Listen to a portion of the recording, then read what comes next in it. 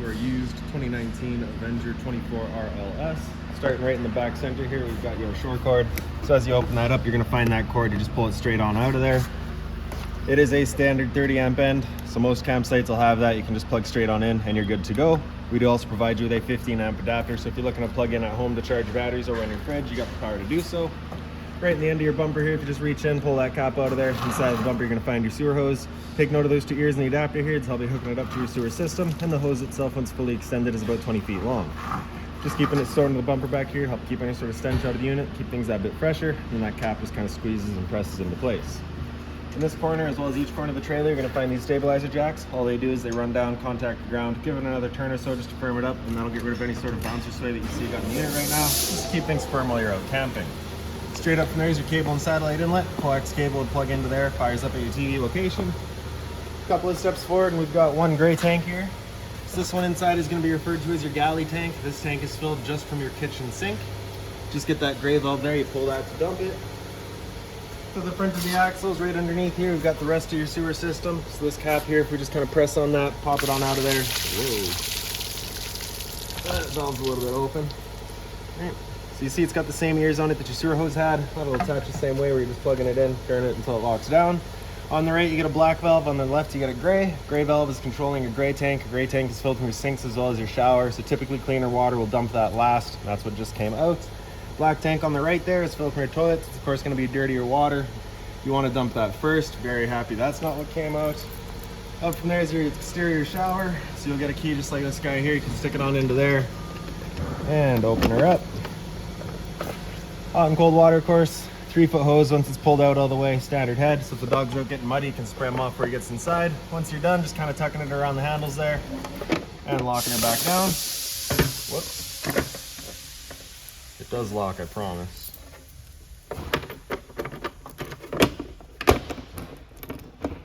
There we go. City water connection's right beside it. So as you pop that open, your water hose will plug into there, turn on the water, and that'll pressurize the lines throughout the unit. Hot water tank beside all that.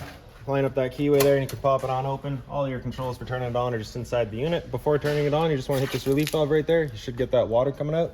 If you're not getting any water coming out of there, there is a chance that it's empty. So you just want to make sure it's filled up before you turn it on, just so you're not running the risk of burning out your elements. Once you're done, just locking it back down with the keyway. As marked by that sticker there, we've got our low point drains. Kind of right back there, you can see them. Just got that little valve that you can open up, just allows the water system to drain itself out. So if you're going to be leaving the camper for a while, you don't want your water going stale or stagnant, you can drain it before you leave.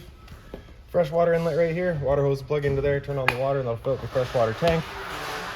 The drain for that tank is just right here. You just open up this valve and it drains itself out. That little vent back there, once your water tank's full, will start spitting out water. One end of your storage compartment here. So inside of here, you're going to find that water hose. Inside of the water hose, you'll find your park adapter. So your 30 amp cord into there, 15 to a standard outlet. You also get this little panel over right here. So that's going to be for your tongue jack. All right, just slides onto the end there. And then this silver one here would be for your tongue jack up front. Around front of the unit, this back box here is your battery box. Your battery's housed right inside of there as long as you're plugged into that short cord in the back or your 7-pinch or tow vehicle, that thing's charging for you. Solar panel inlet right there, so as you pop that open, a little 2-prong plug would go into there. You can charge your battery. These 2 knobs there, if you loosen them off and push them back, you get access to your propane tanks. For the video, I'll take this right off. That way we can show you the changeover back here. So it's currently just red, letting us know we've got no propane in the system. Pointing over to this tank. So as we turn that on, it should go green. If it were to go red while you got that tank open, it's just letting you know that tank's now empty. At that point, you'll just close it off, flip your change over to the other side, run off of that tank while you get the other one filled. In front's your power tongue jack. Right in the back's a little red switch. As you press that, it turns on your little service lights on either side there. And then right in the front, kind of forward is down, back is up. Other end of your storage compartments here. All right, just wide open, see straight through. This little T-latch here would slip into that little connection right there, just hold the door open for you. Right beside the door, you get a little bottle opener.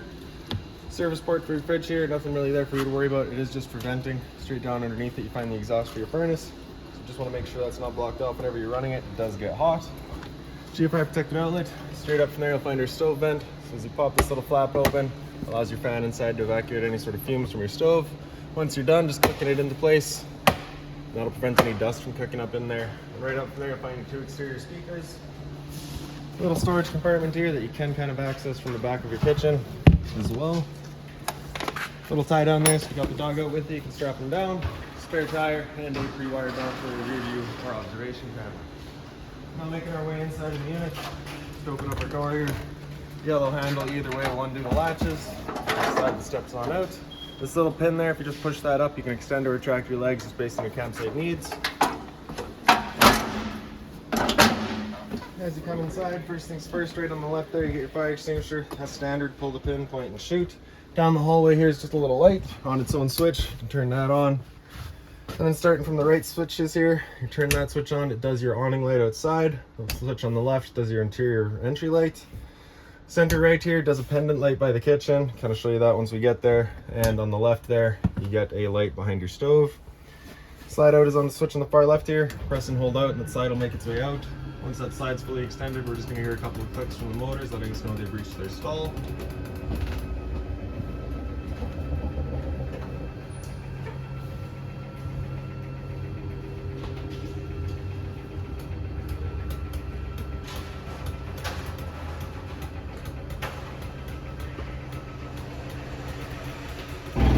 There we go. Awning's on the far right. Press and hold out and the awning will make its way out. Once the awning's fully extended, we're going to see a little white flap come down as well as the black of the metal tube.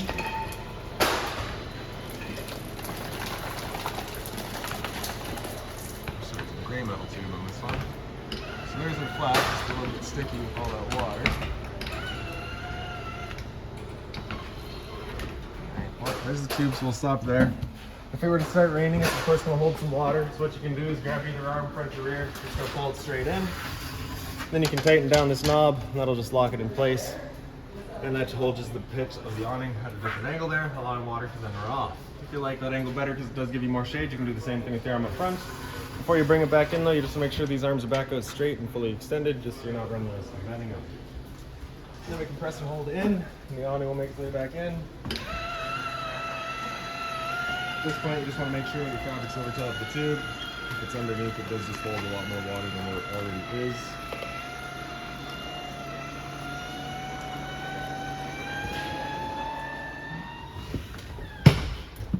Straight down from there, you get your converter. Press the top and center, it'll pop on open. All of your breakers are in the middle here. Whenever a breaker breaks, it sits in the center, so just turn it off and then back on to reset it. All of your fuses are on the right side. Whenever a fuse pops, you'll get a little red LED right beside it, letting you know exactly which one went. Into the front bedroom.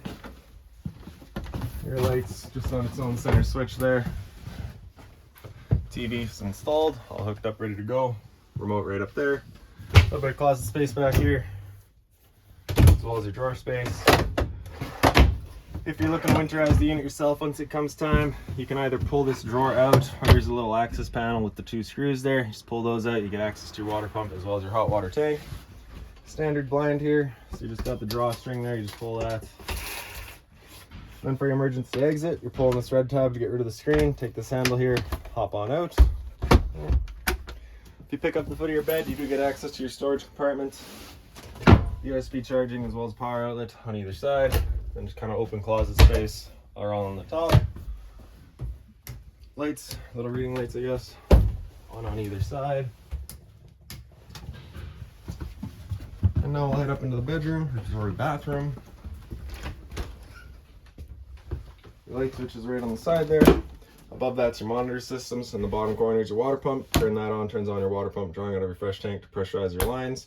Battery, you can see we're currently C for charging. G would be good, F is fair, L is low. Your fresh tank, as you fill that up, will go to a third, 2/3 and full. Same idea for your black, your gray 1, and your gray 2. Gray 1 is going to be your bathroom. Gray 2 is going to be your kitchen. So that gray 2 is the one that was in the back, that first kind of dump station that we'd shown you. Up above that's your water pump, or sorry, your water heater switch. So you turn that on, turns on your water heater. Okay. If that red light there were to stay on, it's just letting you know it hasn't fired up at that point, just off, back on to reset it. Medicine cabinets here. Down below, you get your GFI protected outlet, custom on the left, reset in the center. Hot and cold water at the sink, of course, as well as a little bit of storage underneath. That there is just a shower curtain, I believe, so we just decided to leave that here for you. In the toilet, flip that open, you get your flusher front and center, and then your shower, hot and cold water, of course. And the previous owner did install a slightly nicer shower head than what they come with. Roof vent there, you just turn that knob to open it up. Back corner, you get a switch to turn on the fan.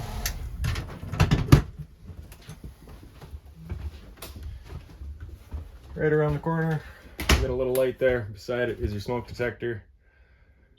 And then kind of down by your entry here is your LP detector. Propane's heavier than air, sits on the floor. That guy ticks and starts going off. A little bit of closet space.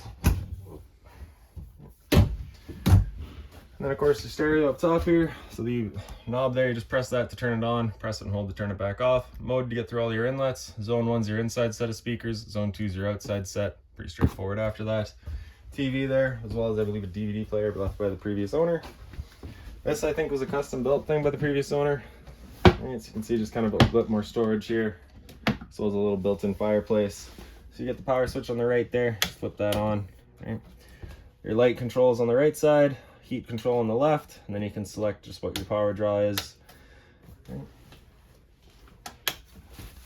Into your slide out, your light just got its own side push button there. You can see you've currently got it set up as the dinette. If you were to take the table and wiggle it up and out of its legs, the legs will then wiggle out of their bases. The table will sit onto 3 little ledges there. You can take your 2 back cushions, just put on the table. It creates a bed. Along the back is just open storage. You'll find your light here as well.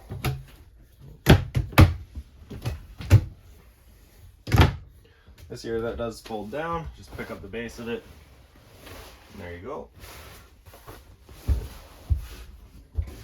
This compartment there is that outside storage compartment.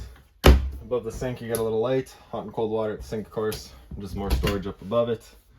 That pouch there has got all of your owner's manuals in it, any remotes, any keys you should find right in there. Microwave, pops on open, pretty standard, just like home. Down underneath it you got a light as well as your fan.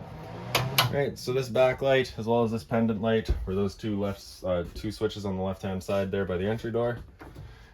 Your stove, the bifold cover just flips on back, then you can take the little knob there, turn it over to the flame, hit the igniter, fires right up. Once you're done, just turning them all off, letting it cool down, and closing it back down. For the oven, just flip that open, take that knob on the right there with a little flame, and pilot light gets going. Once you have it going, you just hold the knob for another couple seconds, then you can release and the flame will hold itself. Turn up to your desired temperature, and there she goes. Once you're done, turn it back down to pilot. It'll hold just the pilot for you, but if you're traveling, you just want to make sure it's right off. More storage down underneath it. Return air for your furnace there, so you just kind of want to make sure it's not blocked off. And then your fridge here, so your fridge down below, and your freezer up top. Power button on the left. And then on the right there with auto illuminated, it's first looking for AC power. If AC power is taken away, it'll flip over to gas. If you're out boondocking and you want it running solely on gas, you're gonna have that button come out over flush and it'll run just on gas. If that check light there would come on, it's just letting you know it hasn't fired up. At that point, just off and back on to reset it. Okay. So we'll go through your thermostat now, I believe. Right by the entry here. So center right is off, on the far right is heat, so you can just select your temperature there. When you're running that heat, you're just going to want to leave your fan in auto high. If you're to leave it in on, it is going to run the air conditioning fan as well. So with your furnace going, it's moving its air through all your floor registers. Center left is fan, so that's where we can select our low or high fan. Otherwise, yeah, we're just leaving it in auto.